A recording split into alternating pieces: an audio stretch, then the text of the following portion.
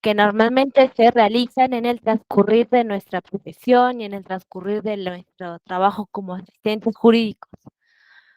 Entonces, esto es lo que vamos a ver hoy día de hoy. Primero, a manera de entender, a manera de un poco conversar con ustedes que me están viendo y que también me escuchan, primero, ¿no? Preguntarles qué entendemos por demanda. A ver, algunas personas ahí que están conectadas me pueden escribir y vamos leyendo las respuestas también. ¿Qué entendemos por demanda? Buenas tardes. Buenas tardes. ¿Qué entendemos por demanda?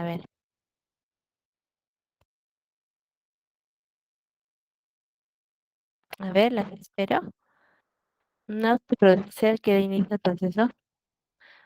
Muy bien. ¿Qué más podríamos entender por demanda?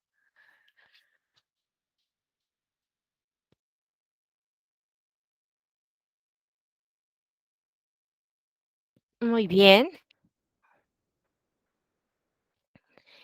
Ahora les hago otra pregunta. ¿Ustedes creen que existe diferencia o es semejante la demanda con la denuncia?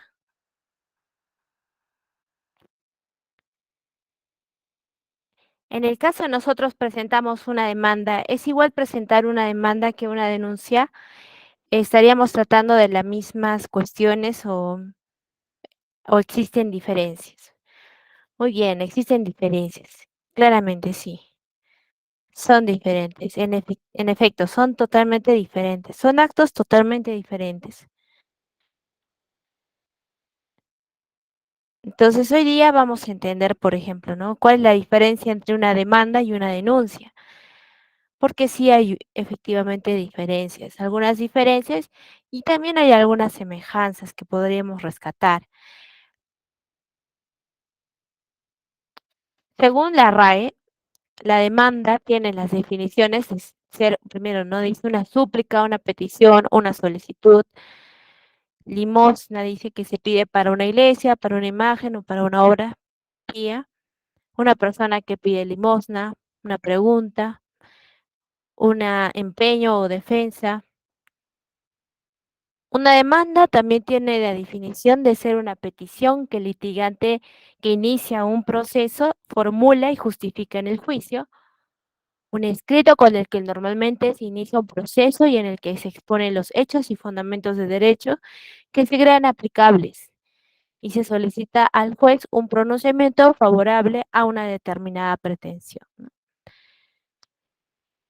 También dice, ¿no? En el tema económico, una cuantía global de las compras de bienes y servicios realizados o previstos por una colectividad.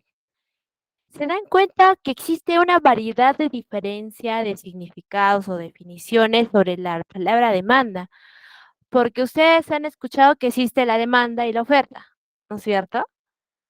Eso podría ajustarse a la definición en función a la economía, pero también hay una definición exacta por lo que es respecto a un tema legal o jurídico.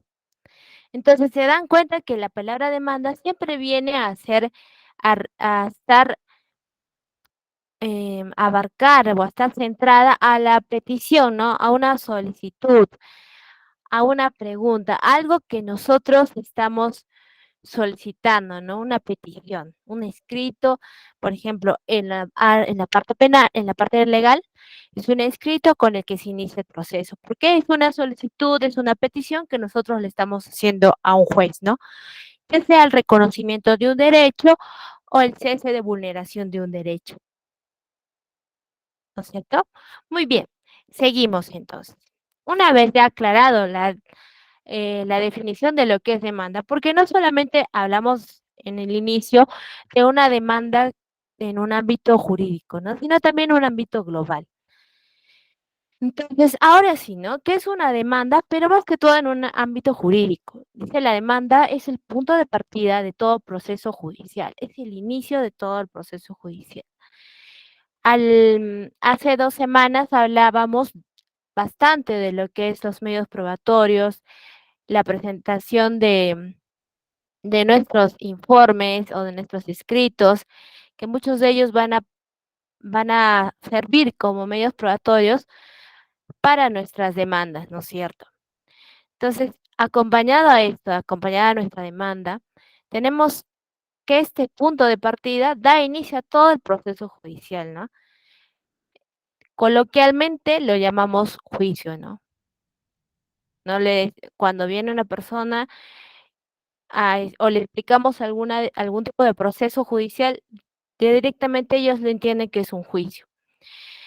Dice la doctora Calderón, que es una jurista, habla bastante sobre este tema y nos dice que interponer una demanda es como abrir la puerta a un largo pasadizo en el cual se van presentando cargos, descargos, afirmaciones, negaciones, pruebas y contrapruebas, alegaciones y contradicciones, ¿no?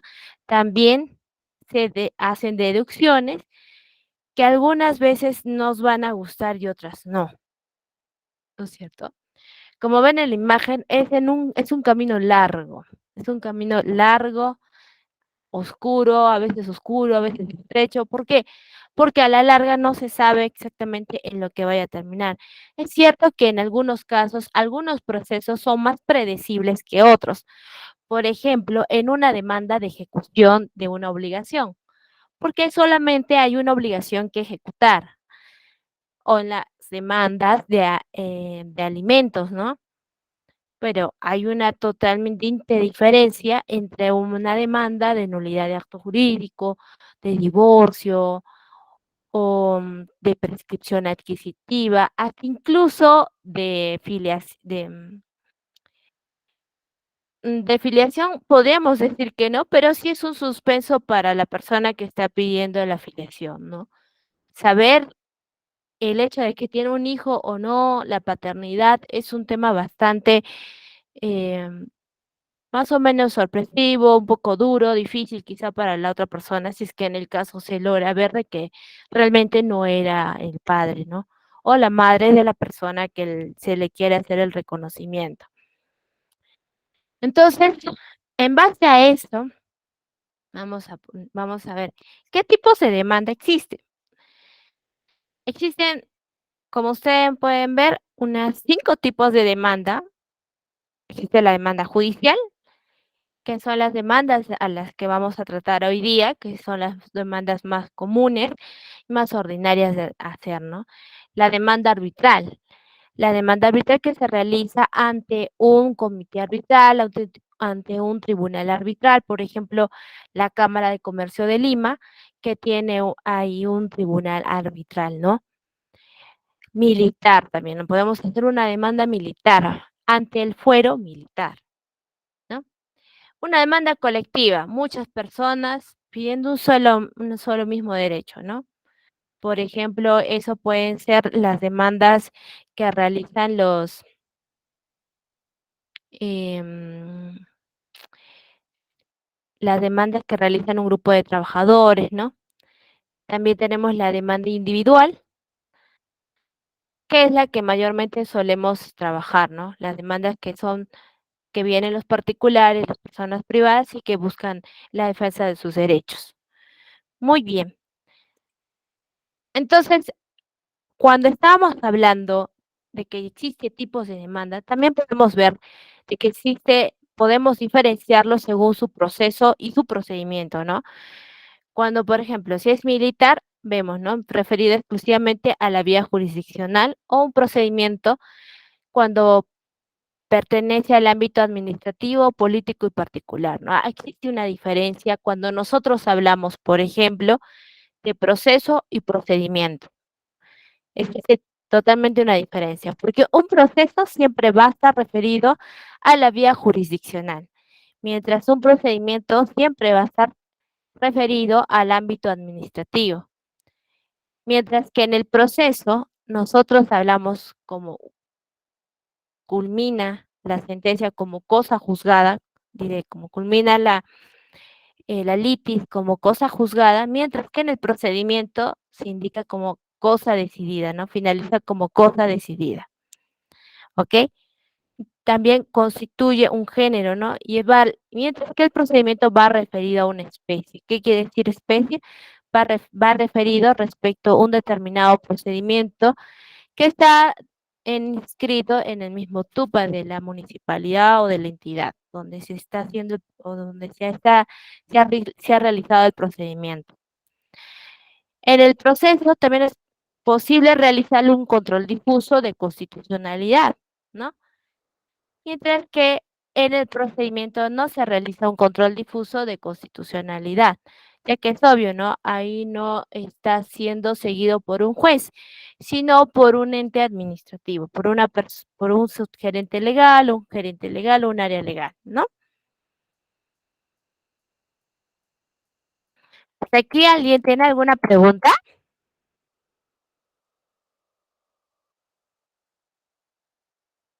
A ver, voy leyendo sus comentarios. Muy bien, sí, existe una diferencia. Y ahora vamos a verlo respecto de la denuncia y la demanda también. Muy bien, lo que dice Renzo Caguana es el acto jurídico procesal verbal o escrito por el cual una persona física o moral denominada actor acude ante un órgano jurisdiccional al ejercer su derecho.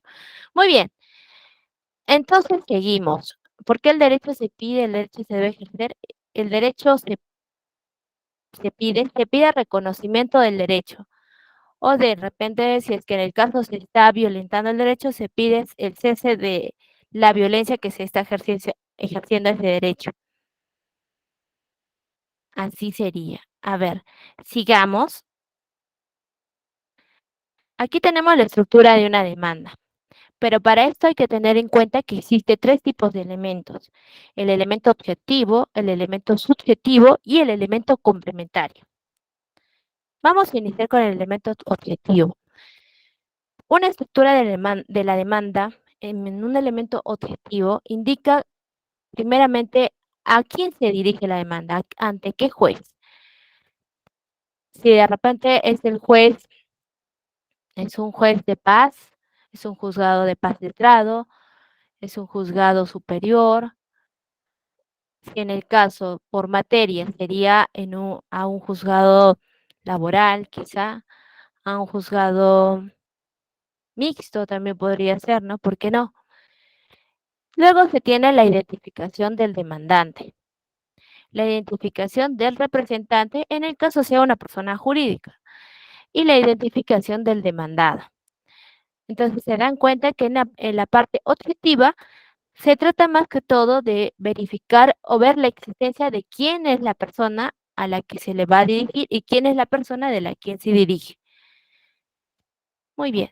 Una vez identificados todas las partes de nuestra demanda, tenemos los elementos subjetivos. En los elementos subjetivos tenemos tres partes que son las que van a acompañar durante todo el procedimiento, todo el proceso. Tenemos al petitorio, a los fundamentos de hecho y a los fundamentos de derecho. ¿Y por qué digo que se va a acompañar durante todo nuestro proceso? Porque a partir de esto, de estas posiciones que vayamos a adoptar en nuestra demanda inicial, se van a generar los hechos por la cual se responde la sentencia, que ya vamos a ver a continuación. Tenemos la estructura de una demanda, también que es los complementos complementarios, que aquí va referido a monto del petitorio, ¿no? Vía procedimental, los medios probatorios y las firmas. ¿Ok? ¿Por qué es complementario? Porque esto va a variar, ¿no? Va a variar. Puede variar la vía procedimental, los medios probatorios y también las firmas. Ojo que también el medio probatorio va a depender mucho de la estrategia del abogado que vaya a realizar la demanda, ¿no? Si pone, por ejemplo, le conviene poner un video o le conviene de repente poner un audio como medio probatorio o como parte de su defensa.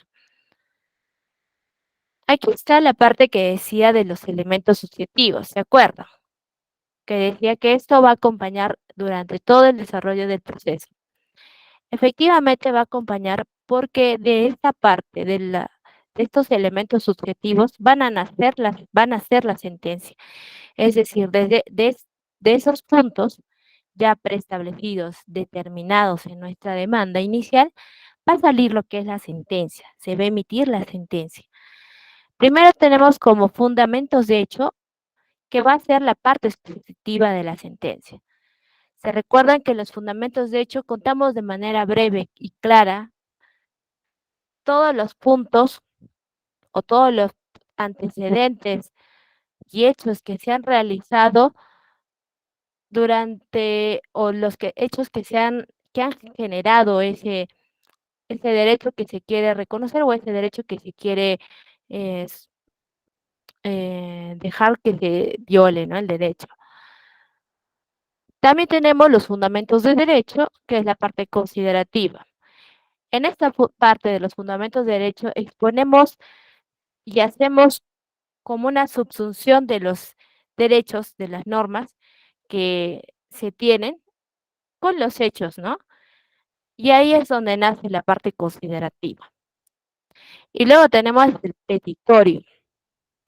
Si de repente estábamos pidiendo una nulidad de un acto jurídico, en la parte resolutiva nos van a indicar si nos confirman el derecho de hacer la nulidad de un acto jurídico o nos declaran infundado, ¿no? Hay dos respuestas, puede ser infundado o fundado, en el caso de la nulidad del acto jurídico. ¿Hasta ahí alguien tiene alguna pregunta? Me la hacen llegar al chat.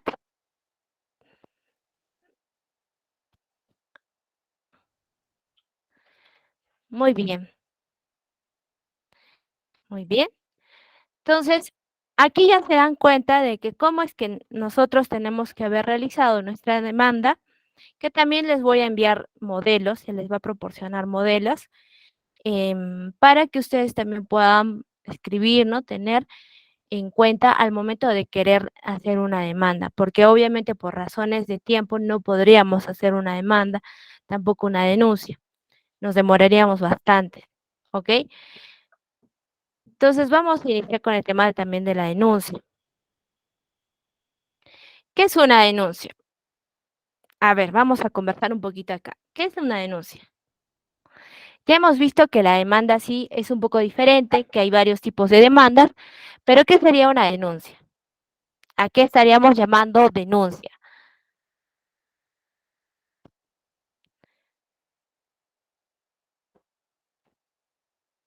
No, no se requiere hacer una denuncia para hacer una demanda.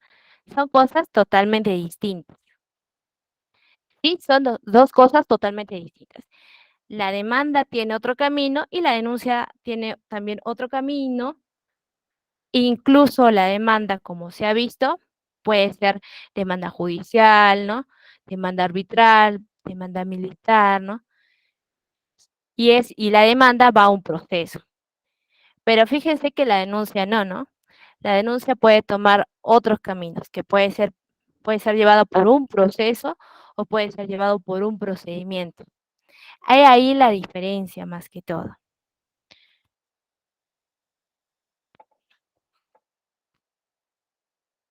Muy bien, dice Miguel, un medio por el cual hacemos reclamo de alguna manera un daño de una persona a otra.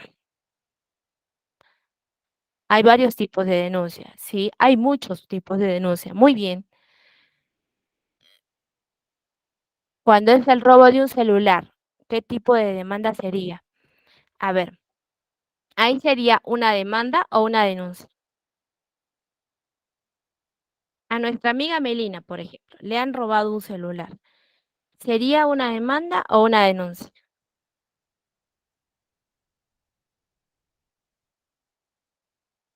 Una denuncia. Dice una denuncia es la declaración que se realiza ante la autoridad. Rodrigo dice una denuncia. Fernanda dice una denuncia. Rosario dice una denuncia. Muy bien, muy bien. Nuestra amiga Melina era, ¿no? Sería una denuncia. Sería una denuncia. Sería una denuncia. Si es que en el caso a ti te roban un celular, sería una denuncia. ¿Ok? Sería una denuncia. A ver, ¿qué más dicen? En las denuncias debe haber pruebas o testigos. Sí, también, si es que desean agregarlo, sí. Pero ya vamos a ver en qué termina esta denuncia. Vamos a ver en qué termina esta denuncia, porque no es un procedimiento que nosotros netamente lo seguimos o lo impulsamos a diferencia de la demanda. A ver, un momentito, por favor.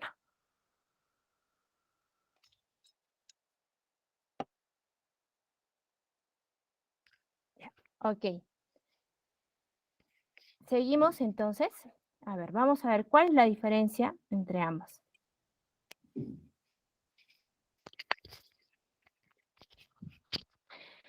Dice, la denuncia es el acto por el que se comunica a la autoridad competente que existe un hecho que el denunciar considera infracción a las leyes, ¿no?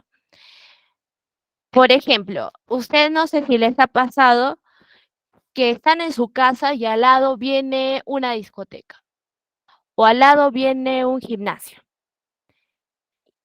Tú normalmente duermes hasta las 7 de la mañana, por ejemplo. De repente duermes antes, pero es un ejemplo. Empieza desde las 4 de la mañana a ponerte música fuerte, fuertísimo, hasta las 11 de la noche. ¿Ante quién denunciarías a este gimnasio? ¿Ante quién denunciarían ustedes, estimados?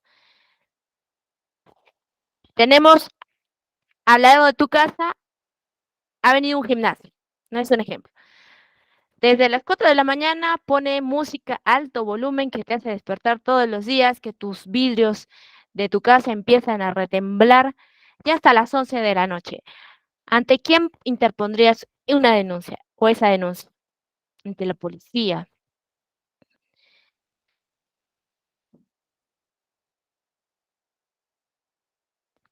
ante la policía, ante la fiscalía de turno.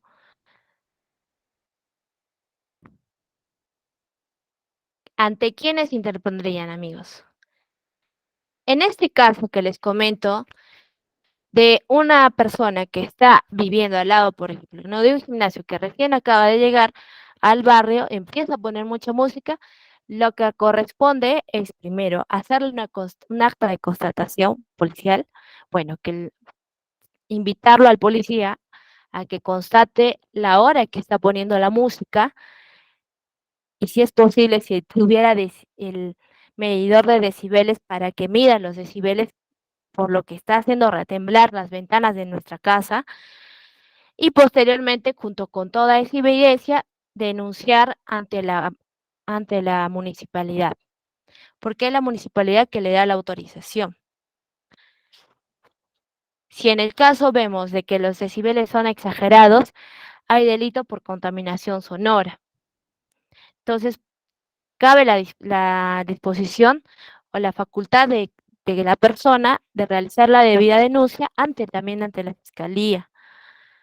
Obviamente que también puedes hacer la denuncia a la policía, ¿no? Para que se siga el procedimiento regular.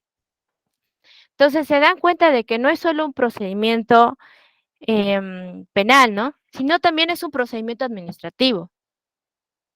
¿Qué nos dicen? La legislación de cada país establece que es la autoridad ante la cual se debe realizar una denuncia. En general, en todos los casos, la policía y los juzgados son autoridades ante las cuales se puede realizar una denuncia. En este caso, en nuestro país, no solamente es ante el juzgado o ante la policía o ante el Ministerio Público, sino también puede ser ante las municipalidades, ante los organismos reguladores. ¿Tú puedes hacer una denuncia ante SUNAFIL? Sí, sí la puedes realizar. ¿Cuál sería el motivo de tu denuncia ante SUNAFIL? No me ha pagado, no me han hecho mi compensación por horas extras, no sé, no me han hecho mi liquidación, no me han dado vacaciones. Ya voy un año trabajando en esta empresa y no me han dado vacaciones. ¿Puedes hacer tu denuncia ante SUNAFIL? Sí. Lo que estás haciendo al ir a la SUNAFIL no es una solicitud, es una denuncia. Estás poniendo una denuncia y estás denunciando a tu empleador, que en este caso no está cumpliendo las normas laborales. Otro ejemplo, yo encuentro de que no sé, mi colinos, el colinos que tiene cada uno, o de repente algún no sé, algún atún que tenemos por ahí. Vemos que le hemos comprado, no sé, en una de estas empresas grandes y vemos de que está con fecha de vencimiento pasado. Hoy pasado, lo abro y encima lo veo que está con gusanos.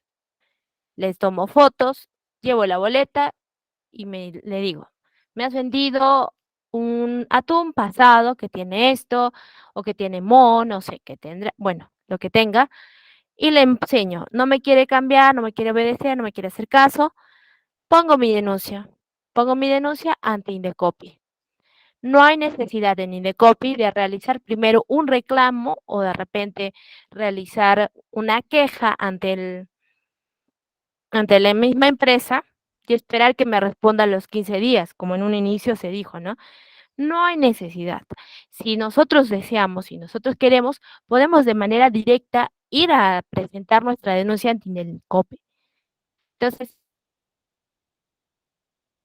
fiscalía no es solamente ante la policía, no es solamente, por ejemplo, ante el juzgado, puede ser ante una municipalidad, organismos reguladores, como ya hemos estado viendo, ¿no es cierto? Ok, entonces tenemos respecto a la denuncia, que la denuncia en una denuncia es escrita y verifica que tenga identificación del denunciante, ¿no? Una narración detallada y veraz de los hechos, la identificación del presunto responsable y firma del denunciante y la impresión de su huella digital. En este caso, en todas las denuncias que nosotros realizamos, excepto en la denuncia penal, nosotros tenemos claro identificado a la persona que ha cometido el acto delictivo o ha faltado a la norma. En el caso de la persona que vive al lado del gimnasio, que el gimnasio hace todo el día bulla, que todo el día está que retiemblan los vidrios, que desde las 4 de la mañana me está molestando, nosotros tenemos en ese sentido identificado qué es el gimnasio, qué es esta persona jurídica que está haciendo la bulla. ¿Cómo yo sé quién es el representante? Muy fácil. Nosotros podemos ir al RUC de esa empresa y el RUC es público. Nosotros podemos poner el nombre de la empresa y seguramente me va a salir el número de RUC. Al ingresar al RUC que te emite SUNAT de manera gratuita, nosotros podemos ver los representantes legales que tiene esa empresa. Entonces, no hay necesidad de hacer más investigación o si deseamos algo más certero, no quiero ingresar a RUC, quiero hacer algo más certero. Podemos ir y verificar mediante registros públicos y sacar la partida registral o incluso ellos mismos nos podrían ayudar viendo quién es la persona o el representante legal de esa empresa. ¿Ok?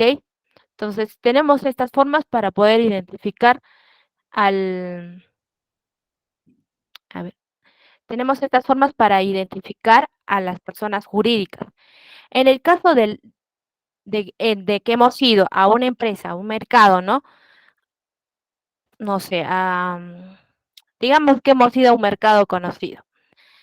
También se puede identificar, porque al momento que te dan la boleta, ahí también dicen, ¿no? ¿Qué tipo de empresa es? Si de repente es una IRL. Entonces ya sabemos cómo identificar a esa empresa. Muy bien. A ver, ¿qué dicen acá?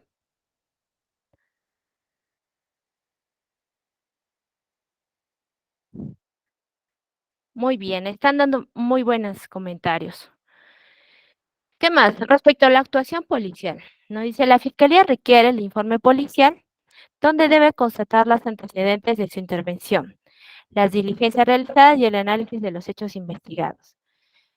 Aquí se refiere más que todo a la denuncia policial que se realiza, ¿no?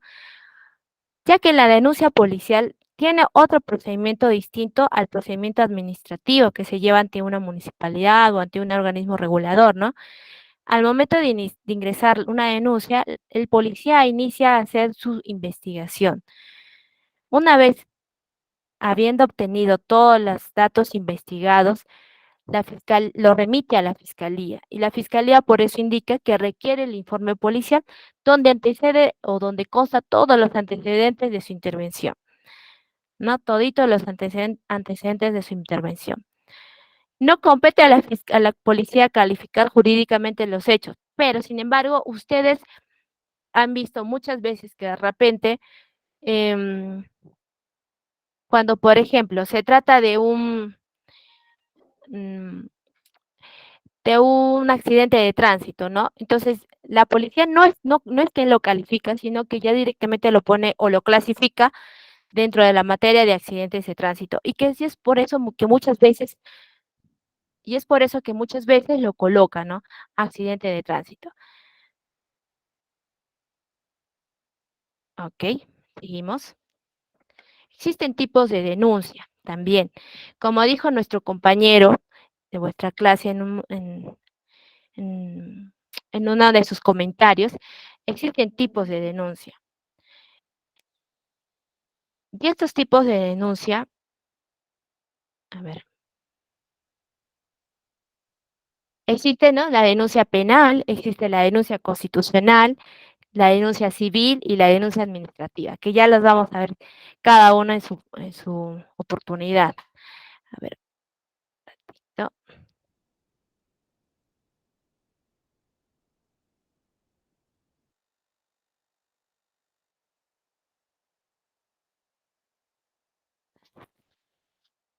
Ok.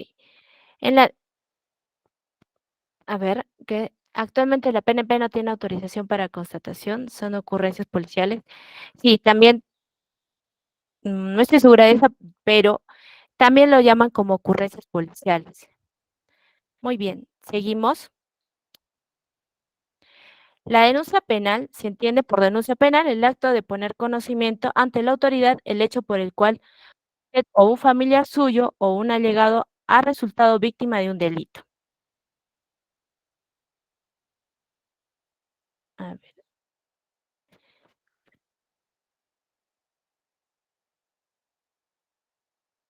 ¿ante quién se formula una denuncia? La denuncia puede formularse ante la policía o la fiscalía cuando la policía tiene conocimiento de un delito, ¿no? Debe ponerla en conocimiento inmediatamente a la fiscalía. Puede actar diligencias urgentes dando cuenta en ese mismo acto al fiscal, ¿no? Por eso es que también hay turnos rotativos de la fiscalía se pone en turno, ¿no? No es que siempre existe una fiscalía que siempre está al alcance de todos los días, que es la misma fiscalía que repite, ¿no? Las ocurrencias o lo que suceda durante todo ese día, ¿no? Existen turnos. Cada turno va variando según la disposición del fiscal o como le hayan designado, ¿ok? ¿Quiénes pueden formular una denuncia? En este caso recuerden que estamos hablando de una denuncia penal. Tenemos como obligados a denunciar a a la esposa, a los hijos. Ese está al revés. Los obligados a denunciar serían los profesionales de salud, los profesores de un centro educativo, los funcionarios públicos en el ejercicio de sus funciones. Y los facultados a no denunciar serían la esposa, los hijos, los padres, hermanos, tíos, primos y el inculpado, ¿no? Porque no se entiende de que si una persona ha incurrido en un delito, no está obligado en denunciarlo su padre, ¿no? No está obligado a denunciarlo su padre. No está obligado a que vaya donde el fiscal y le diga, sí, mi hijo ha cometido un delito, está acá, agárrenlo. No va a pasar eso. ¿Qué más? Pues amparados bajo el secreto profesional, ¿no? De repente un psicólogo al que le han comentado, le han dicho, ¿sabe qué? He asesinado a tal persona por estos motivos o, o por estas cuestiones. El psicólogo no podría, aparte también por ética profesional, no podría denunciarlo, ¿no? No está obligado a denunciarlo. Sin embargo, aquellos que pueden hacerlo, así lo decidan, ¿no? Si es que en el caso, por ejemplo, no sé, mm, no sé, en un tema muy delicado que es el aborto, ¿no? De repente un médico sí lo denunciaría, ¿no? Le han obligado o le han dicho que pague o le han pagado por hacer un aborto, digamos, de un niño de 8 meses de gestación y le han dicho que, no sé, él de repente ha sentido culpa y ha ido a denunciarlo. Y al momento de denunciar, por ejemplo, este tipo de delitos, él también se estaría inculpando porque es autor del delito, ¿no? Coautor del delito, porque él es el que ha hecho la práctica, ¿no?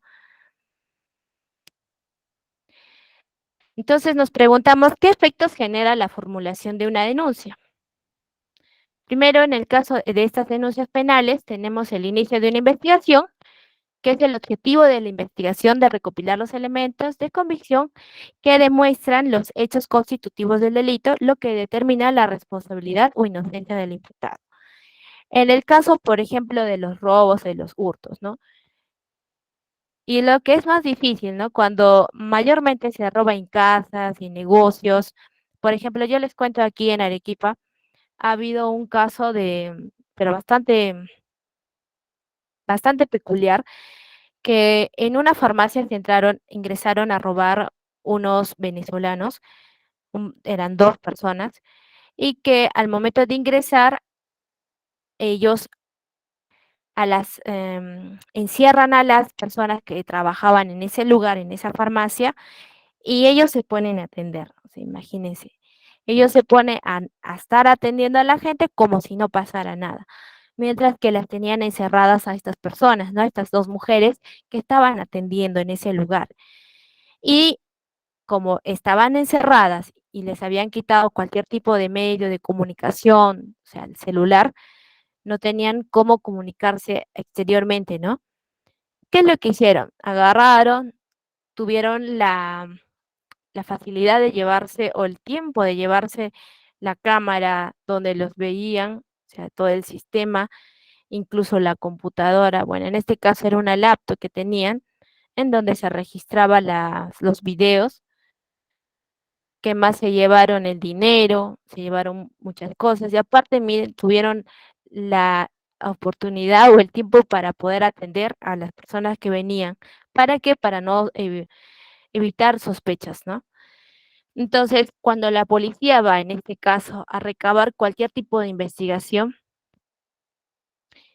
lo único que pudieron recabar en ese momento digo, porque estoy hablando de precisamente de ese día, era las huellas digitales, los rasgos de la persona, porque en el momento que ingresaron estaban con mascarilla y con lentes oscuros, o sea, también un poco difícil de reconocerlo. Solamente lo pudieron reconocer, por ejemplo, que no eran peruanos por la forma de hablar, ¿no?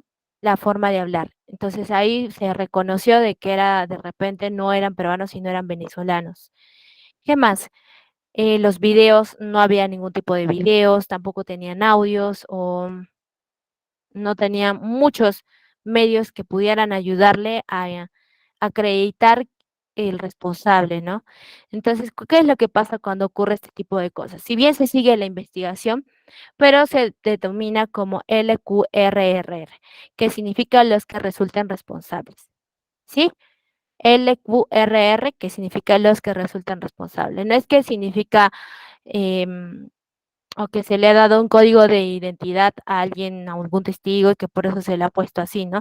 Significa que esa persona que se le está siguiendo la investigación a los que resulten responsables. Entonces, la denuncia al realizar estas personas, ¿no? En este caso las farmacéuticas, al realizar la denuncia se le dio inicio a la investigación y se trató de recopilar todos los elementos que puedan determinarlo como constitutivo de delito y determinar la responsabilidad. Porque si también no podemos determinar la responsabilidad de una persona, tampoco no se podrá imputar, porque no podríamos imputar tampoco pues a la nada, ¿no? Muy bien, seguimos. El punto B, ¿no? Dice la derivación de la denuncia a la autoridad competente. Una vez iniciada la investigación, se deriva la denuncia ante la autoridad competente. ¿Cómo es que se deriva o cómo es que se realiza esta derivación? si de repente la persona que ha conocido o el fiscal que ha conocido, hay dos formas, ¿no? Primero, porque esa denuncia se ha tomado conocimiento por medio también, o ha tomado conocimiento también la fiscalía de turno. Esa es una opción. Y la segunda opción es de que al momento de haber ingresado a la denuncia, puede ser de que el sistema vea de que tal fiscal está con mucha carga y por eso lo transfieren a otro fiscal. Eso es lo que a veces suele pasar también. Entonces, no es solamente de que la persona o el fiscal de turno quien ha hecho, por ejemplo, no sé, un levantamiento de cuerpos es el que sigue, sino que también es probable de que esa denuncia sea seguida ante otra fiscalía o ante otro fiscal por el tema de la carga procesal que tenga.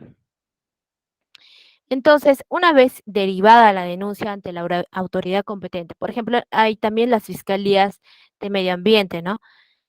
En el caso se haya realizado la quema, no sé, de la quema de un parque, una reserva ecológica, ¿no? De repente puede ser, ¿no?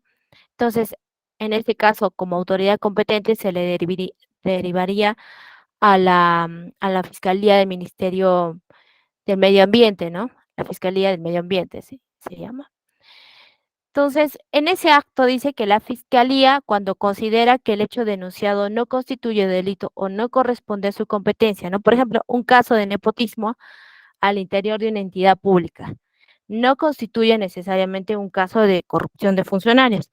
Sabiendo esto, el ciudadano podrá identificar que es un delito de corrupción de funcionarios y que no.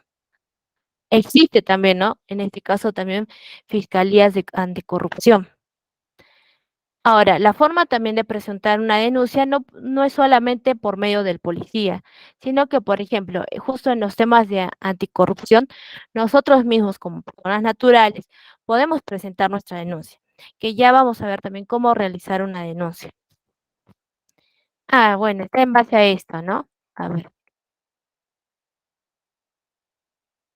acá, bueno, sí, sí, lo vamos a ver en la siguiente diapositiva. ¿Qué más? Una vez que se ha hecho la derivación de la denuncia ante la autoridad competente, tenemos el archivamiento de la denuncia. El fiscal, en este caso, decide archivar la denuncia cuando el hecho no constituye delito, ¿no? Por ejemplo, o el hecho no es justiciable penalmente, o se presentan causas de extinción de la acción penal, ¿no? Ya ha transcurrido mucho tiempo, no se podría hacer una acción penal, ¿no? No, no por el transcurrir del tiempo, ¿no? La disposición de archivo, dice, será redactada con lenguaje simple y comprensible para las partes. ¿Por qué? Porque esto también se le notifica al denunciado muchas veces. En el caso eh, de las denuncias de violencia familiar, ¿no? Que son tan penosas, esto, por ejemplo, se le notifica también a la persona agraviada. Se notifica al denunciante y al denunciado dentro de las 24 horas y pone conocimiento de este último para que el primero de considerarlo necesario la impugne ante el superior, ¿no? Ante el fiscal superior. Entonces, estos son los efectos que genera la formulación de una denuncia.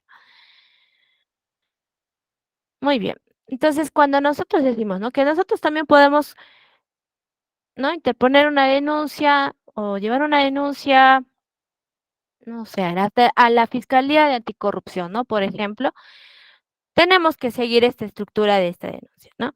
Primero, el nombre y documento de identidad del denunciante, de cada uno. Domicilio real, si es el caso, tienen domicilio procesal es el caso, ¿no? Nombre y cargo del fiscal denunciado. En el caso en el caso de que se vaya a poner una denuncia anticorrupción, ¿no? De repente es un fiscal, de repente de la persona a la que le vayan, o del funcionario al que le vaya a caer la denuncia, ¿no? Descripción detallada de la conducta en materia de denuncia, con precisión de la fecha en que haya ocurrido el expediente y que la motiva, y si es el delito o no es delito, ¿no? ¿Qué más? El ofrecimiento de los medios probatorios de los que disponga el denunciante. Indicación del lugar o expediente donde se encuentren los medios probatorios y la firma o impresión digital del denunciante. Si ustedes se dan cuenta, la estructura de la denuncia es similar a la estructura de una demanda o a la estructura de una solicitud, porque siempre que hay que narrar los hechos, siempre nos van a pedir narrar los hechos y siempre en la parte preliminar, en la sumilla, nos van a pedir siempre la identificación de las partes, ¿no? En este caso, primera, la identificación de nosotros como denunciantes, la identificación del supuesto responsable, ¿no? También hacia qué fiscalía va dirigida. Como no sabemos a qué fiscalía va a estar dirigida, si va a ser a la primera, a la segunda, a la tercera, simplemente se coloca la Fiscalía Anticorrupción y nada más, ¿no? ¿Qué más? También tenemos que tener en cuenta los medios probatorios que vamos a ofrecer o que se está adjuntando, ya que también esos medios o esos ofrecimientos de medios probatorios se va a anexar a esta denuncia, ¿ok? Y finalmente tenemos nuestra firma o impresión de nuestra huella digital.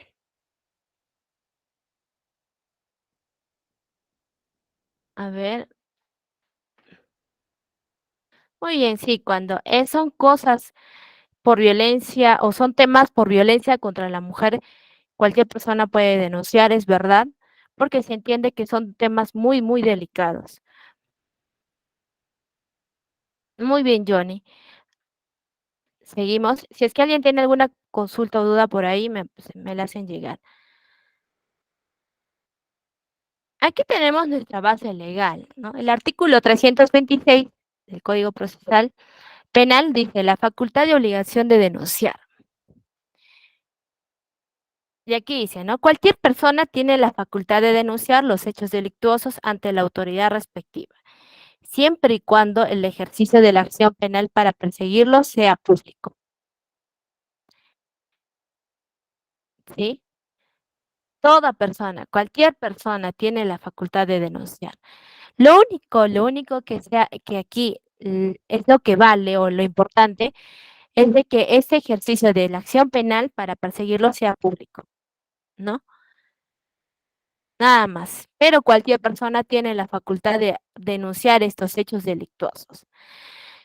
No obstante, el expuesto deberá formular la denuncia, ¿no? ¿Quiénes están obligados a hacerlo por expreso mandato de la ley? En especial los profesionales de la salud, ¿no? Aquí hablamos bastante, por ejemplo, de si una persona o una mujer ha sido violada, ¿no? Por ejemplo, está obligado a que a que haga la denuncia el médico que la ha tratado, ¿no? Si de repente ha tenido alguna agresión o de repente en el tema de la violencia contra la mujer, el médico que está obligado es, está obligado a denunciar, ¿no? También los educadores, ¿no? Por los delitos que hubiera tenido lugar en el centro educativo.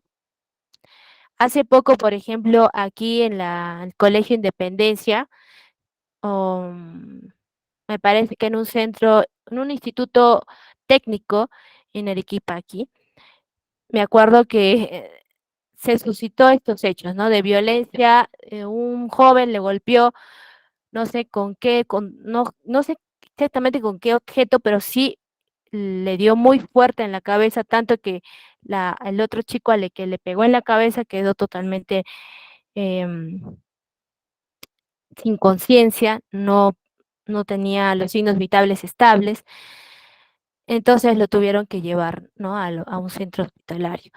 Y la persona que estaba obligada en este caso a denunciar es obviamente pues el director, ¿no? En este caso, de este centro de institución técnica superior, ¿no? También quienes están obligados a denunciar, ¿no? Los funcionarios que en el ejercicio de sus atribuciones o por razón de cargo tomen conocimiento de la realización de algún hecho punible. A, Algo les cuento, alguna vez escuché de, mientras trabajaba como apoyo, apoyo del asesor legal en una municipalidad, de que vino una persona un poco como que estaba temerosa de decir lo que nos iba a contar, porque sí era algo realmente grave, ¿no? Le estaba diciendo de que si bien esa persona había ganado una licitación, pero le estaban diciendo de que tenía que pagar. Y si no le iban a pagar, o sea, si es que esta persona no iba a pagar a este gerente que le estaba pidiendo el dinero, iban a resolverle el contrato. Iban a agarrarse de cualquier causal y que iban a resolver el contrato. Porque ya le estaban diciendo, ¿no? Mira, ya hemos pedido esto, lo otro, hemos hecho esto, lo otro, y vamos a resolver el contrato si es que no nos das esta cantidad de dinero. En este caso, este funcionario público que escuchó esto, que fue una declaración propia de esta persona, tenía la obligación de denunciar, ¿no? Al otro gerente que estaba solicitando dinero para la concretación de su licitación de esta persona, ¿no? Que, que muy bien había postulado y que había sido ganador. Entonces, ya tenemos en cuenta y también la norma en base a la cual nosotros podemos hacernos llegar y tenemos también en cuenta de que esta obligación, esta facultad, la tiene cualquier persona, ¿no? No es necesario que sea la persona agraviada de poder denunciar. Ya en la próxima clase, les voy comentando, vamos a hablar un poco sobre las copias, ¿no? Cómo sacar las copias, por ejemplo, de las denuncias que hemos realizado, porque no es también posible de que cualquier persona vaya a recoger una copia que, por ejemplo, ¿no? Si yo he presentado una copia, perdón, he presentado una denuncia, no es tan posible de que la copia certificada lo vaya a sacar otra persona, ¿no? No es tan posible.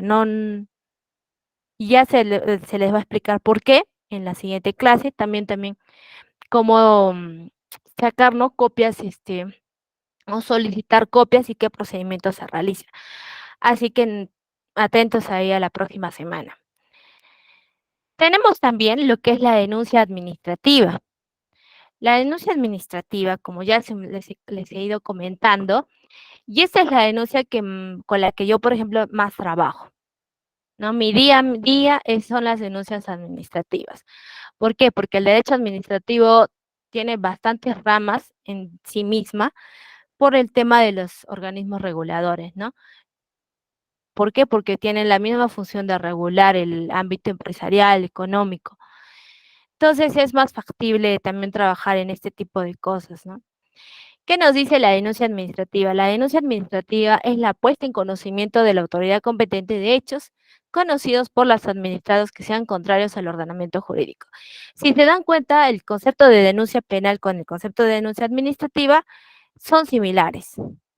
Son similares. No hay mucha diferencia, ya que los dos tienen por facultad, ¿no?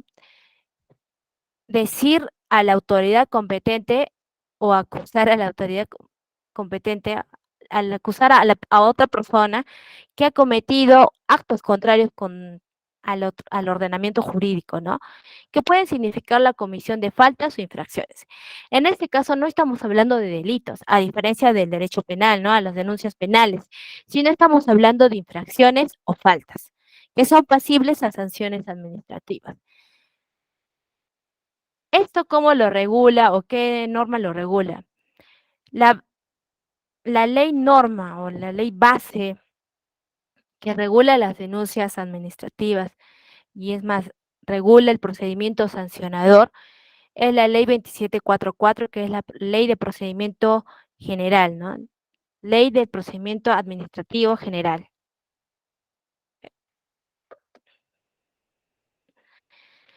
Entonces tenemos, aquí he puesto un ejemplo, porque a partir de una denuncia, Indecopi sancionó, ¿no? A este producto que se llama Maggi Cubito Carne, porque no decía que contiene carne, pero no contenía carne, ¿no? ¿Por qué? Por ser una publicidad engañosa. Solo a partir de una denuncia, si se dan cuenta, solo a partir de una denuncia o de repente esto ha sido una denuncia de oficio, una investigación de oficio que se ha seguido, pero a partir de una denuncia el Indecopi puede sancionar e imponer multas, pero ostentísimas, ¿no? He visto alguna vez una multa de 8 UITs a una empresa arequipeña por haber cometido una infracción em, que era en una empresa inmobiliaria, me acuerdo, era una empresa inmobiliaria por vender departamentos que no estaban, no tenían un saneamiento en la municipalidad, ¿no? No estaba totalmente saneado, no tenía totalmente las escrituras públicas, no estaba totalmente registrado. Entonces, no había totalmente, no habían cumplido con este tipo de documentos, ¿no? Al usuario, ¿no? Al cliente. Entonces, tenemos cuál es la estructura de una denuncia administrativa. Al igual que la denuncia penal, siempre vamos a identificarnos, ¿no? En este caso igual, identificación de la persona que está denunciando, ¿no? A ver, espérame un ratito. También tenemos la exposición clara y detallada de los hechos, las circunstancias, si se va a aportar evidencia, los medios probatorios y finalmente, igual que la denuncia penal, también la firma, ¿no? Si es que en el caso se hay una denuncia en el ámbito, por ejemplo, de los procedimientos administrativos disciplinarios, es posible que la evidencia también se encuentre dentro de la administración pública, ¿no?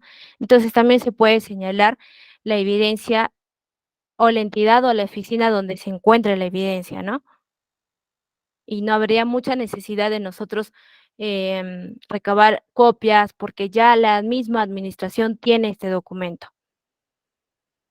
Entonces, aquí tenemos nuestra base legal, que es el artículo 116, que lo pueden buscar en su ley 2744, que es el derecho a formular denuncias. En este caso, este artículo abarca muchas cosas, ¿no? Como ya les he indicado, no solamente temas de órganos reguladores, como por ejemplo el Indecopi, los IT, los INERMIN, sino también de SUNAFIL, también los procedimientos administrativos disciplinarios, que son las faltas que cometen los funcionarios o servidores públicos en el ámbito de sus funciones, ¿no? En la forma disciplinaria, cómo castiga el derecho administrativo a los funcionarios, ¿no? Si es que de repente ha hecho una mala función, o de repente no ha cumplido con una de sus funciones específicas, se puede hacer esta denuncia. Que yo también ahorita les voy a enseñar un formato, ¿no? Cómo es que se tiene que realizar las denuncias ante, ante el PAT, que sería ante la Secretaría Técnica de los Procedimientos Disciplinarios, si es que ustedes ven, ¿no? De repente que, por ejemplo, un funcionario no está realizando sus labores, que se encuentra dentro de su manual de funciones, ¿no? Pero vayamos primero a la base legal, ¿no? Es el derecho a formular denuncias. Todo administrado está facultado para comunicar a la autoridad competente aquellos hechos que considera contrarios al ordenamiento, sin necesidad de sustentar la afectación inmediata de algún derecho o interés legítimo, ni por esta actuación sea considerado sujeto del procedimiento. En este caso estamos, más que todo, por ejemplo, este primer enunciado encaja muy bien en lo que es, ¿no? Este gimnasio. En este caso, nosotros sí tendríamos un interés legítimo, ¿no? Porque estamos comunicando que nos está afectando, pero no solamente me afecta a mí, sino también afecta a todo el interés público, porque imagínense, está haciendo contaminación sonora, está incumpliendo las normas de vida, de calidad de vida, ¿no? De la urbanización. Porque para dar una licencia de funcionamiento te dicen desde qué hora tienes que trabajar o te indican, ¿no? Desde qué hora puedes hacer bulla y desde qué hora no puedes hacer bulla, ¿no? Y ahí, ¿no? Dice, todo administrado está facultado para comunicar a la autoridad competente, ¿no? En este caso podría hacerlo un inquilino, sí, podría ser un inquilino. Quizá el propietario no es la persona que va a denunciar este hecho, sino también puede ser un inquilino, ¿no? ¿Qué dice el 116.2? La comunicación debe exponer claramente la relación de los hechos, las circunstancias de tiempo, lugar y modo que permitan su constatación. La indicación de sus presuntos autores, partícipes, damnificados. ¿No? En este caso, al momento de realizar nuestra denuncia, siempre se coloca el presunto responsable.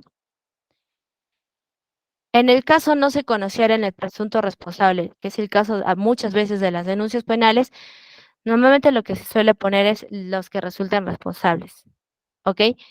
Dice, el aporte de la evidencia o su descripción para que determine la administración y proceda a su ubicación, así cualquier otro elemento que permita su comprobación. No, para la administración va a ser más célere el proceso cuando nosotros indicamos quién es la persona. En el caso del gimnasio ya sabemos qué es el gimnasio y lo ponemos, ¿no? Es más, hacemos nuestro croquis y ponemos al costado está el infractor. Su presentación obliga a participar las diligencias preliminares necesarias y una vez comprobada su verosimilitud, a iniciar de oficio la respectiva fiscalización, ¿no? El rechazo de una denuncia debe ser motivado y comunicado al denunciante si estuviese individualizado. En el caso, ¿no? Está diciendo, la denuncia que nosotros interpongamos, ¿no? A este gimnasio, vaya a ser rechazado, debe ser motivada y comunicada a la persona que ha denunciado, ¿no? Porque se entiende que la denuncia o el derecho a formular la denuncia es una facultad, no es un derecho que nosotros tenemos. Y nos tienen que responder de manera motivada por qué no quiere, no sé, fiscalizar ese derecho que se nos está violentando, ¿no? La entidad receptora de la denuncia puede otorgar medidas de protección al denunciante garantizando su seguridad y evitando se le afecte de algún modo. En este caso, hay claros ejemplos que ha producido Indecopy en estos, no sé, me parece que el año pasado, ¿no? Había dos casos importantes, ¿no? Uno que era por ejemplo, de la protección de evitar que se siga vendiendo un vehículo que no tenía el ajuste del cinturón de seguridad que me parecía que era un carro Ford que salió en ese año. ¿Qué es lo que pasa, no? Cuando, por ejemplo, se ha determinado o han indicado, ¿no? De que no existe una seguridad en este vehículo, se emite una alerta. Esta alerta al ciudadano, que le dicen así, alerta al ciudadano, empieza a publicar o publicitar en todos los medios de comunicación que tenga el Indecopy, ya sea su página web, el Facebook, si tiene el Instagram, ¿no? También en YouTube, saben a veces colocarlo como alerta de contra del ciudadano, algo así lo denominan, ¿no? Entonces publican y dicen, ¿no? De que este producto, indicamos a la ciudadanía que este producto tiene estas fallas, por favor evitar comprarlo, ¿no? O tiene estas fallas, tener en cuenta si es que lo desea comprar. Entonces ya estamos viendo que de alguna u de otra manera está otorgando medidas de protección a nosotros como consumidores antes incluso de realizar una denuncia, ¿no? Otra medida de protección, por ejemplo, en el tema del gimnasio, ¿no? Que vayan y la municipalidad suspenda la licencia que se le ha otorgado, ¿no? Suspenda sus acciones, suspenda sus acciones comerciales de este gimnasio, por ejemplo. ¿Por qué? Porque estamos garantizando la seguridad y evitando que se afecte de algún modo la calidad de vida de las personas, ¿no? La contaminación sonora que está produciendo debido a los constantes ruidos que está produciendo, ¿no? Que están emanando. Otro ejemplo también, ¿no? Tenemos hace poco, acá hay una avenida que tiene bastantes discotecas también, ¿no? Una media protección para el denunciante. Se cierra se clausura los centros de entretenimiento o de diversión, ¿no? Pueden ser medidas que se pueden dictar incluso antes de iniciarse toda la investigación. ¿Por qué? Porque se está poniendo en preferencia al denunciante y a la calidad de vida del denunciante, incluso porque está abarcando no solamente un derecho de una persona, ¿no? Quizá está perjudicando el derecho de varias personas, ¿no? Muy bien. Antes de pasar, les iba a mostrar, me acuerdo, a ver si tienen alguna consulta hasta aquí.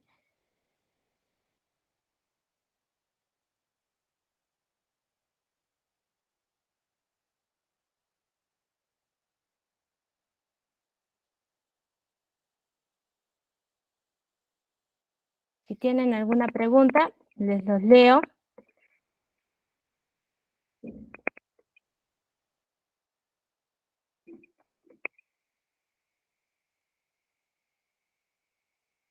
A ver.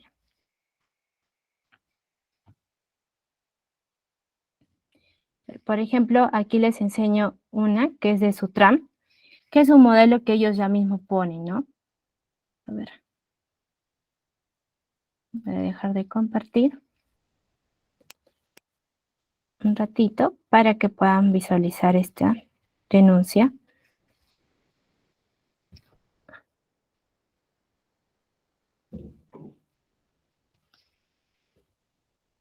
Ok, ¿ven? Si se dan cuenta, este es un formato de denuncia que ya la misma Sutram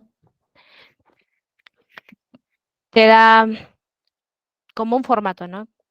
No hay necesidad de poner más, de, no sé, de hacerlo por ti mismo, pero ya aquí ya es un poco más claro, ¿no? Siempre, ¿no? La identificación. En este caso está dejando constancia de una denuncia contra el servidor o los servidores que a los que han tenido una mala actuación, ¿no? De Sutran. Sabemos que Sutran se encarga de ver y de controlar el transporte, ¿no? El transporte público, el transporte de mercadería, ¿no? Y acá los hechos, los medios probatorios, como si ya se ha indicado. En caso no se cuente con la prueba física, ¿no? Y declara bajo juramento que la autoridad, que puede ser la misma a la que se le está denunciando, la tiene en su poder. En caso no se trate de prueba documental, adjunta como prueba. Y como ven por la parte de acá, se debe adjuntar copia simple del documento de identidad, carnet de extranjería, vigencia poder, de ser el caso de la persona natural o representante de la empresa. El denunciante puede solicitar una copia de la denuncia que presenta, la misma se le debe otorgar sin costo adicional. Y aquí está la directiva que rige, ¿no? Este procedimiento disciplinario, ¿no? Que es la ley del servicio civil, ley 30057. Les voy a pasar por aquí para que ustedes, si es que tienen algún tipo de interés de leerlo, lo puedan leer, ¿ok?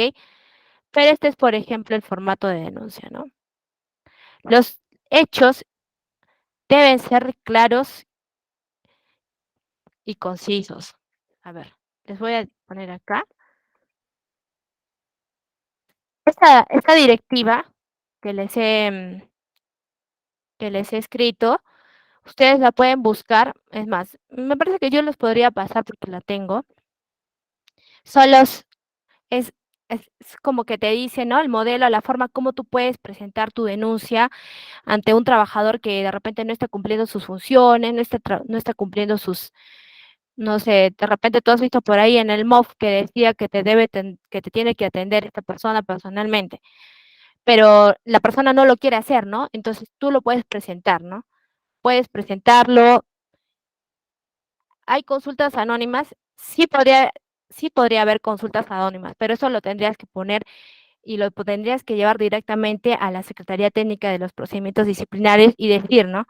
Que quieres estar bajo anonimato.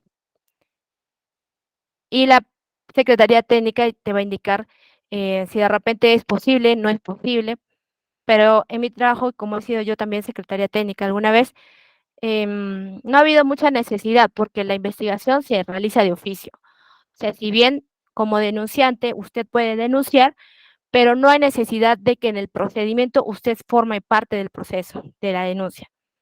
Entonces, no habría mucho, no habría mucho interés de que usted esté parte del proceso, ¿me entiende? O sea, no estaría parte del proceso.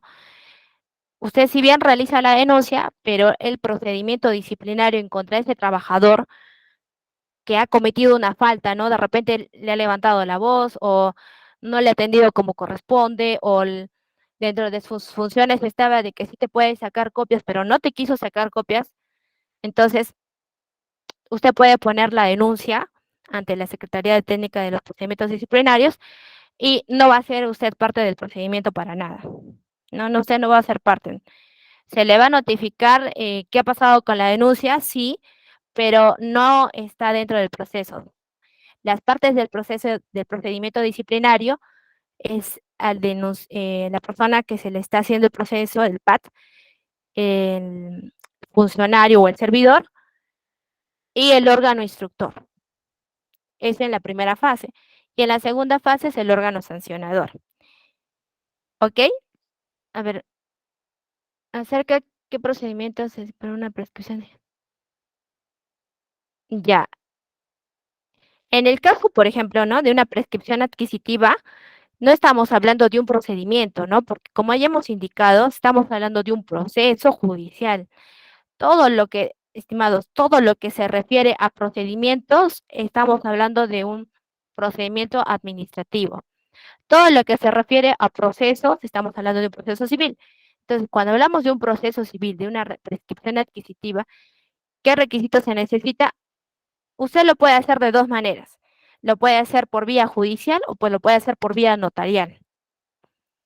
Si es que en el caso es vía notarial, seguramente le van a pedir, ¿no? La partida registral, testigos que acrediten que usted ha estado viviendo de manera pacífica, continua y de buena fe durante los 10 años, y si es que de repente es un bien, 5 años, ¿no? Y en el caso, si es que usted sabe, por ejemplo, ¿no? Que es de que la persona, al momento de que se le va a notificar a la parte que es dueña o es propietaria o sale registrada como propietaria de ese bien o ese bien inmueble, usted sabe que de repente va a contestar de manera negativa hacia lo que usted está solicitando, entonces va a tener que hacer un proceso con litis, o sea, con litigio, y directamente va a tener que ir al procedimiento judicial, ¿no? En el Código Procesal Civil podemos encontrar ahí los requisitos que faltan, pero los que son más importantes son esos, ¿no? Los testigos, documentos que acrediten que usted ha estado viviendo de forma continua, pacífica y pública durante los años, durante los 10 años o 5 años que dependiendo si es un bien inmueble o es un mueble, ¿no? Si es que usted sabe de que va a ir ese procedimiento, va a contestar la persona el propietario de ese inmueble, entonces seguramente es obligatorio que va a tener que ir por un proceso, ¿no? Un proceso judicial. Si es que no, puede ir por una notaría, que es más fácil, más sencillo. Los procedimientos, por ejemplo, de prescripción adquisitiva en la notaría no demora mucho, son a lo mucho unos 6 a 5 meses como máximo. Entonces, obviamente por el tiempo le conviene en la notaría, ¿no? Sí les voy a pasar esta directiva, porque para diferencia, ¿no? Termino con la idea de estos procedimientos disciplinarios que son sanciones que se impone a las personas, a los funcionarios, servidores públicos. En este caso, la denuncia, usted al momento que denuncia a este servidor funcionario público, usted no va a estar no va a ser parte del procedimiento. Pero en el caso, por ejemplo, si es un procedimiento sancionador trilateral, como en el caso del Indecopi, ¿no? De que usted está denunciando a no sé, a una empresa proveedora que tenía que venderle 5 pasteles para el cumpleaños de sus 5 hijos, ¿no? Por ejemplo. Y ha visto que ha traído dentro del pastel, ha habido, no sé, instrumentos, ha habido cables, o pelos o no sé, ¿no? Tantas cosas que puede pasar. Ahí usted sí estaría parte, ¿no? Formaría parte del proceso, porque está haciendo la denuncia, es una denuncia trilateral, ¿no? Pero también se sigue todas las normas o todo el procedimiento, las reglas del juego de la ley 2744. ¿Se dan cuenta? Toda la base norma o la base de estas denuncias administrativas es la ley 2744. A partir de esa norma base se realiza las normas que regulan, ¿no? Por ejemplo, Indecopi, que regula el procedimiento de protección al consumidor, y en el caso, por ejemplo, de la denuncia contra servidores públicos o funcionarios, sería la ley del servicio civil, ¿ok? Entonces, en una, por ejemplo, en una no va a ser usted parte, pero en otra sí va a poder ser parte. Y tiene que ser parte porque es un procedimiento sancionado trilateral, ¿no? ¿Qué significa trilateral? Que las partes va a ser usted y la otra persona, y como órgano que va a decidir sobre la cosa va a ser el Indecopi, por ejemplo, ¿no? Luego tenemos las denuncias constitucionales. Me voy a apurar porque otra vez estamos un poquito tarde. La denuncia constitucional, dice, la denuncia constitucional es la denuncia escrita que se interpone cuando los presuntos autores del delito se trata de los más altos cargos funcionales de la República, ¿no? Estos están enumerados en el artículo 99 de la Constitución Política del Perú. Si ustedes tienen la Constitución, ahorita sáquenla y búsquenlo. Dicen ahí cuáles son los funcionarios de altos cargos, ¿no? En ese sentido, podemos afirmar que se trata de un tipo de denuncia penal, pero que en razón, tengan cuidado acá, ¿no? Tengan mucho cuidado, que en razón a la persona que es imputada, se inicia un proceso especial, porque se entiende que es de alto cargo. Es que se inicia este procedimiento inicial para la persecución penal y correspondiente investigación en la que estarían implicados estos altos funcionarios. Así pues, la denuncia constitucional es solo el primer paso del denominado antejuicio. Acá teníamos un claro ejemplo de la actual fiscal que hizo la denuncia constitucional contra el expresidente Castillo, que muchos seguramente la han escuchado. Entonces, también hay que tener en cuenta la competencia que tiene esta fiscal, porque cualquier persona no era posible que denuncie al presidente, ¿no? Por el mismo hecho de tener un alto cargo, es posible que denuncie a otra persona con alto cargo. En este caso, ¿no? El cargo más alto, ¿no? Del Poder Ejecutivo era el presidente de la República. En cuanto a su procedimiento, una vez que el contenido de la denuncia es puesto en conocimiento del Congreso, como se acuerdan, esta fiscal, que es la fiscal de la Nación, interpuso, ¿no? su denuncia constitucional contra el expresidente Castillo. ¿Y qué es lo que pasó? Puso de conocimiento al Congreso, luego de la aprobación congresal sobre el informe final acusatorio, dicho expediente será enviado al fiscal de la Nación, ¿no? Que es en este caso esta doctora, quien deberá formular su denuncia penal ante la Corte Suprema de Justicia en el plazo de 5 días naturales. De aquí, para las personas que no han buscado el artículo 99 de la Constitución Política del Perú, tenemos, ¿no? ¿Quiénes son los altos cargos? Presidente de la República, ahí lo teníamos, ¿no? A nuestro queridísimo Castillo, a los congresistas, a los ministros de Estado, miembros del Tribunal Constitucional, miembros de la Junta Nacional de Justicia, vocales de la Corte Suprema, fiscales supremos, defensor del pueblo y Contralor General. Todos estos organismos, si ustedes pueden mirar, ¿no? Todos estos organismos tienen autonomía funcional. ¿Qué significa autonomía funcional? ¿No? Que tienen la capacidad de no tener, de no ser denunciados así de una manera coloquial, no podríamos decir de manera coloquial, no pueden ser denunciados por cualquier cosa, ¿no? Porque ellos tienen antejuicio político. Entonces, ellos tienen ese rango de tener este antejuicio político y por eso no pueden ser denunciados por cualquier persona o de cualquier manera, ¿no? Son denuncias realizadas también por personas que tienen alto cargo, porque hay que recordar, ¿no? Que tienen antejuicio político, eso es lo que los protege. Entonces, ¿qué dice el artículo 99, que es nuestra base legal, ¿no? De esta denuncia, porque también es una denuncia, ¿no? Tiene esa calidad de denuncia, y en este caso es una denuncia constitucional.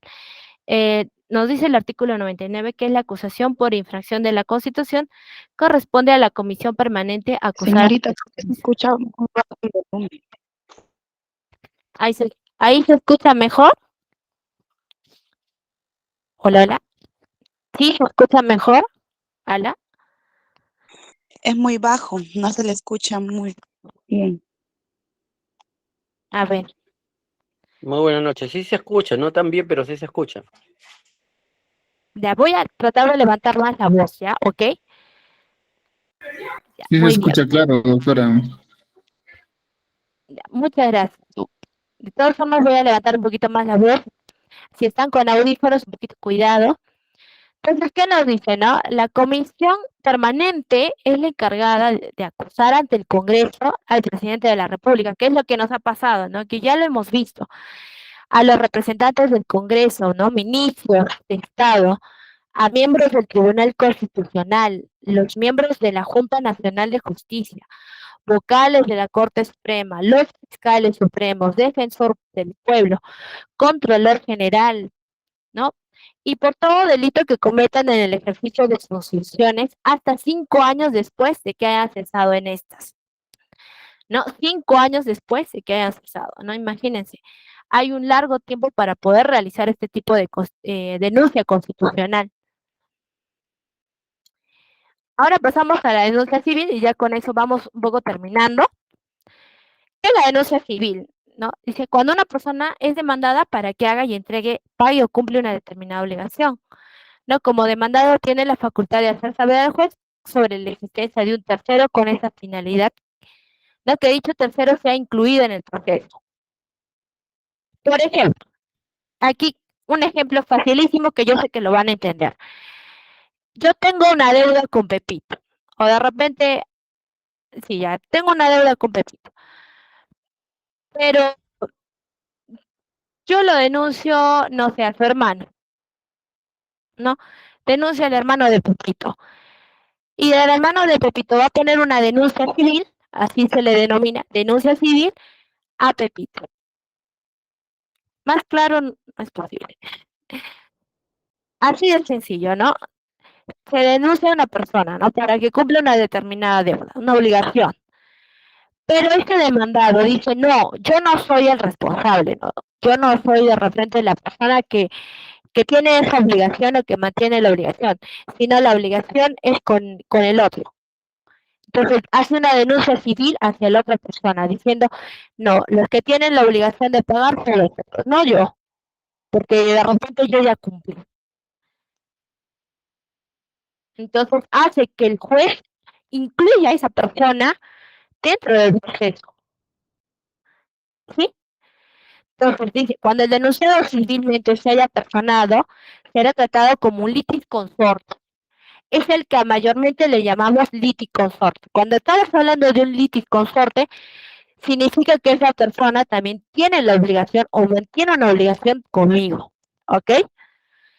Y tendrá las mismas facultades que este, ¿no? Va a ser parte del proceso. Ahora, si bien hay tipos de litis consorte, por ese tiempo, bueno, es unas clases muy cortas, muy tiempo muy corto, no podríamos disgregar todos los litis consorte, los tipos de litis consorte que hay, ¿no? Pero sí, por ejemplo, ¿no? Hay litisconsorte necesario. De repente es un litisconsorte necesario. Sí o sí debe estar esa persona dentro del proceso, porque con esa persona tiene la obligación o se mantiene la obligación, ¿no? Entonces la sentencia dice, resolverá al final sobre la existencia o inexistencia de la relación entre el denunciante civil y el denunciante y el denunciado civilmente. Entonces, acuérdense, ¿no? Cuando hablamos de denuncia civil, nos estamos haciendo referencia a ese litisconsorte. ¿Ok? ¿Cuál es la base legal? El artículo 102 del Código Procesal Civil, que es la denuncia civil, que también apúntenselo si de repente quieren un poco más saber de esto. ¿Qué es lo que nos dice el demandado que considere que otra persona, además de él en su lugar, tiene una obligación o responsabilidad en el derecho discutido? Debe denunciarlo indicando su nombre y domicilio a fin que se le notifique en el inicio del proceso. ¿No? De repente, en el caso, no sé, sea un departamento, ¿no? Grande. Hay 3 personas. Solo se denuncia a una por una deuda, pero en realidad debería denunciarse a los 3, porque de repente los 3 tenían la obligación con esa persona. No, de repente se ha contratado un servicio de limpieza. Se ha limpiado los 3 pisos completamente, pero solamente se le ha hecho la denuncia a una persona, digamos a la persona, al propietario del primer piso. Pero el propietario del primer piso le está diciendo, yo no tengo responsabilidad con todo ese dinero que me quieres cobrar por tus servicios de limpieza. Tú también debes hacerle cobrar al del segundo piso, al del tercer piso, al del cuarto piso. ¿Sí? Muy bien. Ahora vamos con la apelación. Y vamos a ir de manera así, flash, porque ya estamos sobre la hora. Todos conocemos qué es la apelación, ¿no? La apelación es un mecanismo por el cual, ¿no?, nosotros apelamos una resolución, una sentencia que no está en contra de lo que nuestro pedido, ¿no? En contra de nuestro petitorio. Hay apelación en el ámbito administrativo, en el ámbito penal, en el ámbito laboral y en el ámbito civil. En este caso, para fines de poder estudiarlo mejor, hay una apelación en el ámbito administrativo y también hay una apelación en el ámbito judicial, que lo podríamos decir así. Pero en este caso, para hacerlo un poco más claro, yo lo he puesto en su respectivo ámbito, ¿no? Digamos, ámbito administrativo, ámbito civil y ámbito penal, como lo vamos a ver a continuación. Todos los requisitos del trámite, ¿no?, que se sigue de la apelación en el ámbito administrativo, están señalados en el artículo 124 de la Ley del Procedimiento Administrativo General, que es la Ley 2744, ¿ok? Cuando pedimos una apelación, ¿no? Cuando de repente hay algún error de hecho, algún error de derecho que se tiene que tener en cuenta, o que no se ha tenido en cuenta, o que no ha sido valorado al momento de su emisión de una resolución, porque lo que emiten los entes administrativos no son sentencias, son resoluciones, ¿sí? No son sentencias, son resoluciones. Entonces, a lo que se apela es a esa resolución. ¿Cuáles son los requisitos que nos dicen, no? El DNI o carnet. Primeramente, siempre la identificación. DNI de la persona, la que está representando. Luego, la expresión concreta de lo pedido, ¿no? La pretensión, el petitorio. Lugar y fecha o huella digital. En el caso del lugar y fecha, se puede poner también al final o de repente al inicio del escrito. No hay necesidad de ponerlo en el tercer lugar, ¿ok? La indicación del órgano de la entidad. La apelación, en el caso de las entidades administrativas, se dirige a la persona que ha emitido el acto para que ésta lo eleve al superior inmediato. ¿Ok? Eso está regulado en la ley 2744. La persona, la unidad orgánica o el órgano que emite el documento o la resolución, tiene la obligación de elevarlo al superior cuando nosotros solicitamos la apelación. ¿Sí? ¿Qué más? Indicamos los hechos, también los fundamentos de derecho, la dirección y el lugar donde deseamos recibir las notificaciones. Actualmente existe la posibilidad de que seamos notificados por correo electrónico y no necesariamente mediante una cédula de notificación física, ¿no? Podemos también solicitar que sea por un correo electrónico, ¿no? La relación de los documentos y anexos que acompañan, ¿no? Indicados en el TUPAC si es que de repente son necesarios. En caso se trate de un procedimiento iniciado, se deberá colocar la identificación en el expediente. Eso también es importante, ¿no? Colocar la identificación de qué expediente estamos hablando. La apelación en el ámbito civil. Dice, los requisitos está en el 366 del Código Procesal Civil, ¿no? ¿Qué es lo que buscan? El que interpone la apelación debe fundamentar el error de hecho y derecho incurrido en la resolución. En este caso podríamos hablar también de sentencia, ¿no? Precisando la naturaleza del agravio y sustentando la pretensión impugnatoria, ¿no? ¿Qué se pretende impugnar? De repente es una impugnación parcial, de repente es una impugnación total, o de repente, bueno, hay esas dos posibilidades, ¿no? Cuando hablamos, a ver, seguimos.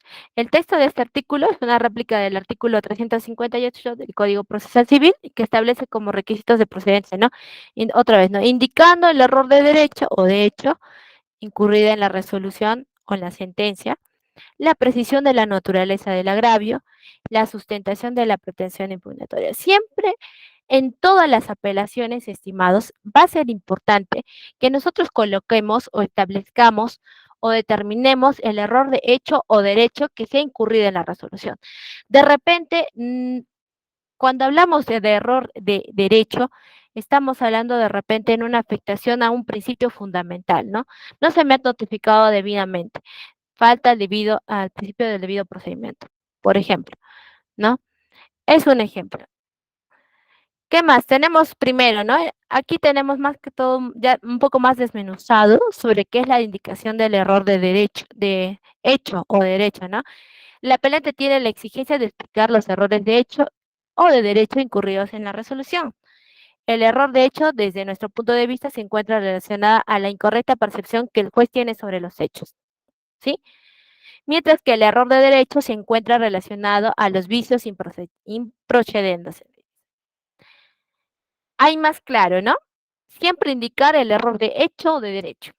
No solamente para el ámbito civil, también en el ámbito penal también se coloca estos errores, ¿no? Porque en base a estos errores se hace la fundamentación de derecho de toda la apelación, ¿no?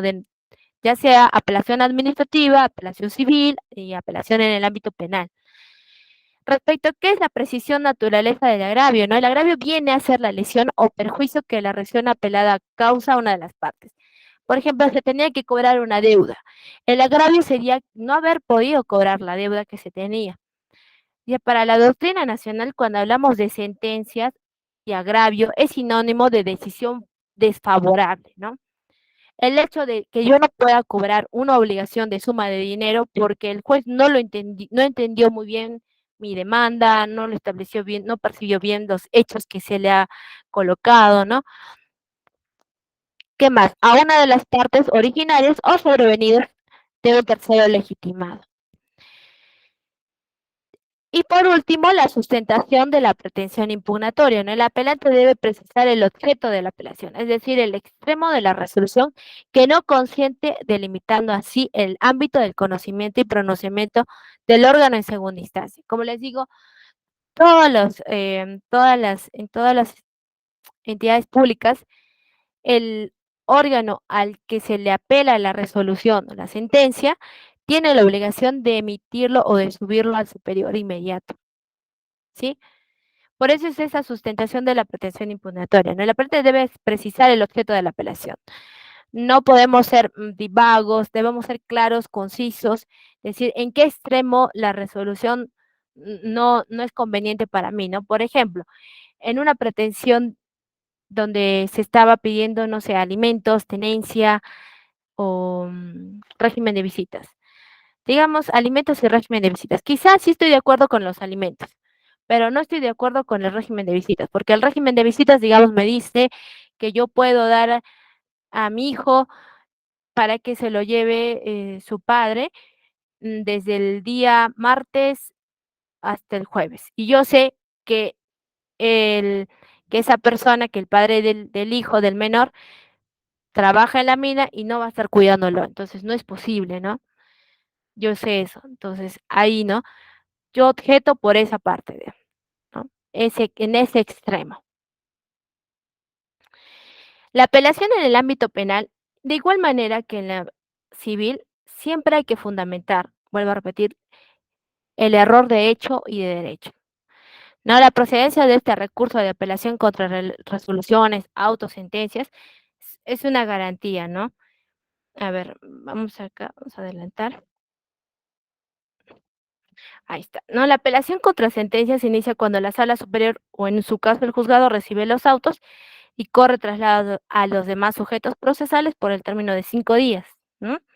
Vencido este término, haya presentado o no sus intereses, las demás partes se realiza un examen de admisibilidad que consiste en verificar, uno, que haya interpuesto por el sujeto legitimado, dos, dentro del plazo, tres, que se precisen los puntos de resolución impugnada, expresando los fundamentos de hecho y de derecho. Ya se sabe que dentro de nuestra fundamentación para la apelación hay que siempre colocar nuestros errores, ¿no? Los errores de derecho o de hecho que nosotros vemos que no se han cumplido o que no se han llevado a cabo de manera correcta. Siempre la solicitud de la pretensión, el objeto de la pretensión, como se ha establecido en esta parte, ¿no? ¿Cuál es el objeto de la pretensión? ¿En qué extremo la resolución me ha causado un efecto desfavorable, ¿no? Para mí. Muy bien, muy bien. Entonces, este es un modelo de recurso de apelación de manera general. ¿Por qué digo de manera general? Porque esta estructura no va a modificarse, ya sea en el ámbito administrativo, en el ámbito civil, en el ámbito penal. Siempre va a haber esta estructura. Por eso es el que lo he colocado, ¿ok? Nos va a servir para todo tipo de apelación, sí, porque existe una relación coherente o una redacción correlativa de los hechos y de los fundamentos, cómo podemos llevarlo a cabo, ¿no? Nuestra, por decirlo así, nuestra táctica, ¿no? De cómo poderle hacer entender al juez de que de repente se ha equivocado, que no debió verlo de esta manera, que debió ver amparado este derecho. Entonces tenemos primero, ¿no? Siempre colocar el número de expediente, ¿no? La sumilla, que es el interpongo de resolución de apelación, indicar a la autoridad que emite la resolución a la que le impugna, porque ya sabemos de que la resolución, una vez interpuesto nuestro pedido de apelación, de recurso de apelación, este funcionario público tiene que elevarlo al superior inmediato, ¿ok? No nosotros, es el servidor público, es el que tiene la obligación de elevarlo al superior inmediato. Luego tenemos nuestros nombres, tenemos que identificarnos y acá viene la parte más importante, ¿no? Que es la expresión concreta del pedido, el objeto, ¿no?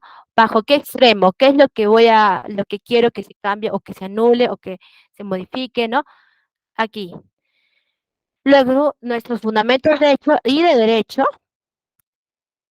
Luego podríamos poner nuestros medios probatorios, si es que en el caso tenemos nuevos medios probatorios, pero se entiende que en la apelación no estamos poniendo nuevos medios probatorios, porque si no, en todo caso, no sería tanto una apelación, sino sería una reconsideración, más que todo es en el ámbito administrativo.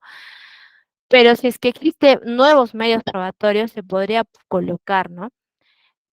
Luego tenemos los anexos que se ponen, ¿no? Como la resolución que se impone, que no es muy necesario colocarlo, y la copia de DNI, que sí, esto sí es obligatorio colocarlo, ¿no? Como ustedes pueden ver, a la parte final dice, por lo tanto, pide usted elevar los actuados al superior jerárquico para que se pronuncie sobre esta población. Ponemos la fecha, como les indiqué, la fecha es indiferente si lo ponen en el inicio o al final. Parece que ahí termina. Sí, ahí terminamos. Ah, no, falta la contestación. Ahí está. En el caso de la contestación, el modelo en el que se encuentra, ¿no? Cómo establecerlo, cómo estructurarla, el modelo de la contestación está regulado en el artículo 442. Primero se debe observar los requisitos previstos en la demanda, pronunciarse respecto de cada uno de los hechos expuestos. Eso sí es importante, ¿no? Pronunciarse sobre cada uno de los hechos expuestos. El silencio, la respuesta evasiva o la negativa genérica pueden ser apreciados por el juez como reconocimiento de la verdad. Así que siempre es necesario pronunciarse sobre cada uno de los hechos expuestos. Luego, reconocer de manera categórica la autenticidad de los documentos, ¿no? Si es que de repente hay algún documento que ha sido elaborado de manera fraudulenta, ¿no? Entonces, decirlo. Al igual que, el pronunciamiento sobre los hechos, el silencio puede ser apreciado como un reconocimiento de la aceptación de la recepción de documentos. Si es que en el caso nosotros vemos por conveniente de que un documento no tendría por qué estar dentro de esa demanda, se puede tachar, ¿no? Poner los hechos en que se funda la defensa de forma precisa, ordenada y clara, ¿no? Ofrecer los medios probatorios que nosotros también que nosotros vemos por conveniente. E incluir la firma y la de su abogado, ¿no? Ese sería todo. A ver, si alguien tiene alguna duda, pero ya es muy tarde. Hola, aquí. Bueno, ya hasta aquí sería esta parte de que hemos un poco tratado de los escritos forenses, que son mayormente los escritos que hace un asistente legal que le ayuda a realizar al abogado. También si quieren revisarlo de nuevo, el coordinador les va a brindar estos PPTs que se ha realizado. Y bueno, conmigo sería hasta aquí. Espero que les haya servido y que les sirva lo que hemos aprendido ahora. Y bueno, nos vemos a la próxima semana. Acuérdense que, perdón, la próxima sesión